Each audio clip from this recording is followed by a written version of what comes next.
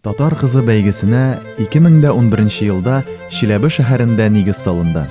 Аның авторы һәм илһамчысы Чиләбе өлкә татар конгрессы рәисе Лена Рафик кызы Колесникова.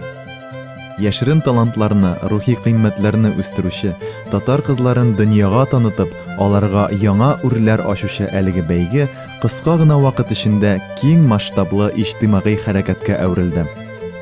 Проектның төп идеясе халкыбыз традицияләренә тугрылык һәм татар кызының рухи гүзәллеге. Бәйгедә катнашкан кызлар милләт тарихын, сәнгатен, кәсепләрен өйрәнә, үзләре өчен яңа гүзәл дөнья ача һәм шул дөньяның аерылгысыз бер өлешенә әверелә. Беренче елны бәйгенең сайлап алу турларында Чиләбе өлкәсе шәһәр районнарыннан 100дән артык татар кызы катнашты. Шуларның 10-сы финалга узды. Златоуст осталары җиңүче кыз өчен тарихи Казан башлыгына охшатып ясалган гаҗәеп матур таж әзерләде. Әлеге таж бәйгенең үзенчәлекле символына әверелде. 2012 елда исә бәйге шикләре тагы да киңәйде. Чиләбе, Курган, Свердлау өлкәсеннән кызлар көч сынашты. Ярымфинал Казанда узды. Проект Бөтен дөнья татар конгрессы тарафыннан хупланды. 2015 елда татар кызы бәйгесе халыкара статуска ия булды.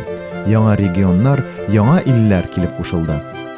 2016 елда финал Габдулла Тукай иҗатына багышланды. Кызлар шагыйрьнең туган төбәге Кырлай авылында да булып кайттылар. Халыкара финалда Уфа кызы җиңү яулады. Моннан 4 ел элек тагын бер күркәм традиция туды. Халыкара бәйгенең финал тамашасын былтыргы бәйгедә җиңгән кызның туган төбәгендә үткәрү. 2017 елда ул Башкортстан башкаласы Уфа шәһәре булды. Анда Татарстан кызы Гөлназ Гатина җиңү яулаганнан соң 2018 елда финал Казанда узды. Дөньяның 3 иленнән һәм Россиянең 11 регионыннан 14 кыз финалда катнашты. Нәтиҗәдә Удмуртиядән Диләрә Гыйльметдинова җиңүче дип игълан ителде. Шулай итеп, киләсе ел финалын үткәрү хокукы Ижау шәһәренә тапшырылды. 2019 елның сентябрендә проектның финалы Чайковский исемендәге опера һәм балет театры сәхнәсендә узды. Анда дөньяның 6 иленнән һәм Россиянең 20 регионыннан кызлар катнашты. Җиңүче исеменә Үзбәкстаннан Лилия Камилова лаек булды. –